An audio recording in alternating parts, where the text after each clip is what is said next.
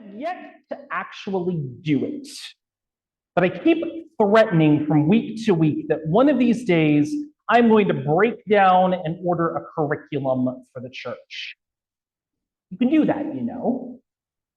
Just like classrooms, there are several websites out there which you can sign up for and usually for a fee, purchase a curriculum for your church congregation that has suggested themes and readings all planned out for the rest of the year, or for however many weeks and months that you have ordered the curriculum for. The UUA even has ones that it recommends in courses, usually for small churches like Soul Matters or Tapestry of Faith. I'll be honest, there are days in which I am so completely crispy, or that my ADHD is too all over the place, that there is a part of me that thinks sometimes it would be really nice to not have to think or focus for a while and have all the work and planning already done for me to the point that the sermon basically writes itself. Maybe it would be nice to obsess and kvetch about other things for a change. And then I'm reminded of the fact that part of the reason that I became a UU minister in the first place is because I am a rebel and a heretic at heart, and that deep down, I do not like to be told what to preach on or restricted to a particular set of texts or readings. However, I did notice from a ministerial colleague who happened to be crowdsourcing on Facebook for a sermon that they were writing, something I have also considered doing, but again, heretic and rebel who does not like being told what to do. But the October theme for the Soul Matters curriculum that their congregation uses was, what does it mean to be a people of heritage? That particular question has remained in my mind and on my heart for the past few days as I come now to this time that we share together.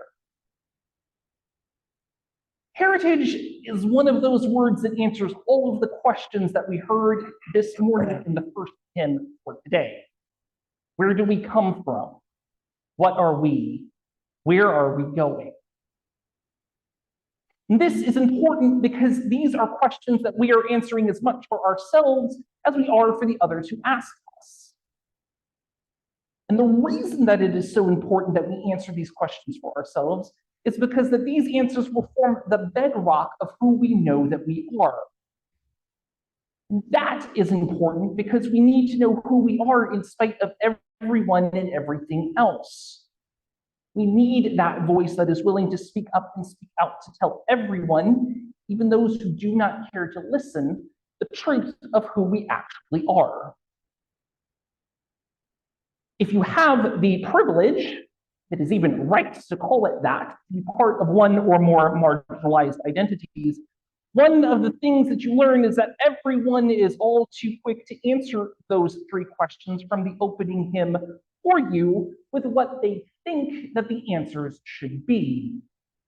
They will tell you where they think you are from. They will tell you what you are, and they will most certainly tell you where they think you are going or where they would prefer that you go. It does not matter whether the answers are true or not. The more that they say them, the more that they have the power to become the narrative. Heritage is the act of discovering for yourself where you come from and what you are. And it can equip you with the power to be the one to your own identity and for you to be the one to say, I know the direction in which I am going. And even if I do not quite know it yet, it is for me to determine and not for others to tell me without my consent. Heritage is also a way to look back at where we as a people have come from, and in many ways provides an opportunity to both reflect and heal from the unfortunate events and trauma of the past. When President Lyndon Johnson declared the first celebration for a week of what was then known as Hispanic heritage, he declared, quote, "The people of Hispanic descent are the heirs of missionaries, captains, soldiers, and farmers who were motivated by a young spirit of adventure and a desire to live freely in a free land. This heritage is ours." The problem with that statement is that, as triumphant as it does not speak to a reality and a narrative that many Latine Americans have lived. The Latine experience in America has been one where not much of this free land has been offered or made available. On the contrary, many Latine Americans of indigenous American origins have seen their heritage defined by people who have tried to colonize and take their land and their livelihood away from them, telling them to go back to a country that they never came from in the first place. The real story that Latine Americans have known has been one of hostility, oppression, marginalization, and violence. From the waves of lynchings of Mexican Americans in South Texas during the 1910s, to the Zoot Suit riots in California in the 1940s, to the systemic segregation of Mexican children in schools throughout the 20th century.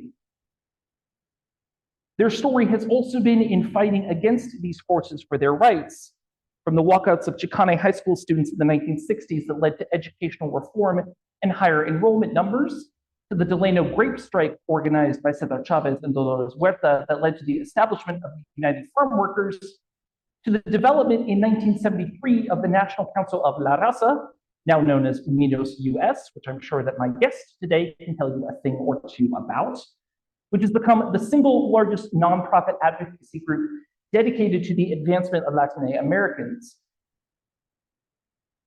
to the push and establishment of Latine and Hispanic Heritage Month by California Democratic Congressman Esteban Torres, that was signed into law by President Reagan in 1988. The heritage that Latine Americans have experienced has been far from the promise of the free land that President Johnson spoke of, but it has been a fight to be seen and to be acknowledged. The theme of Latine Heritage Month for 2023 is Latinos, Prosperity, Power, and Progress.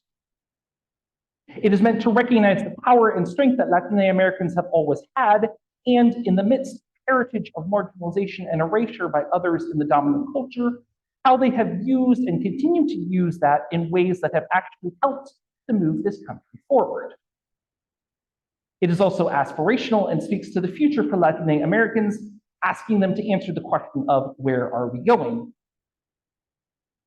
I can think of no one else who is better equipped to begin the discussion of how to answer that question than my guest for today.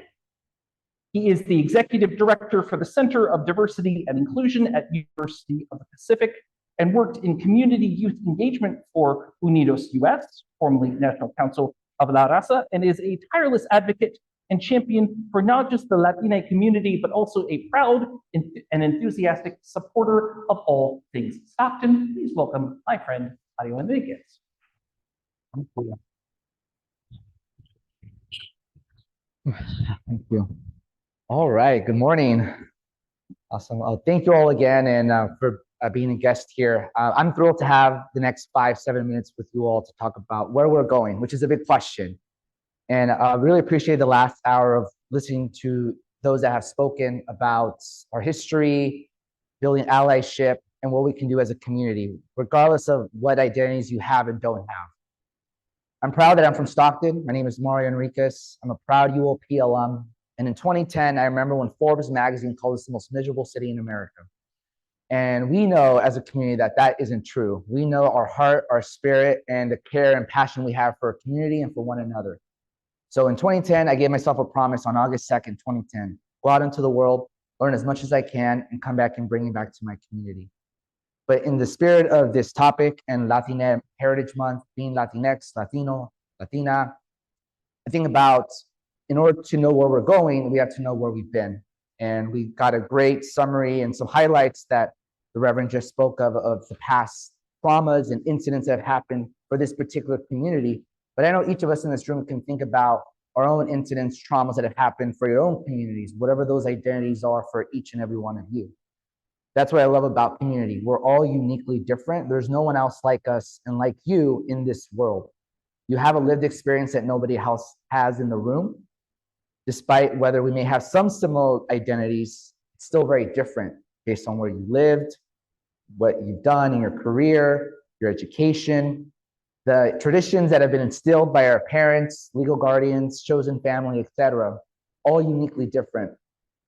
So when I went out to Washington, D.C., and to be able to work for the largest Latino civil rights organization, For me, I've always known local. I've always known the Central Valley, what it's like to be Latine in the Central Valley.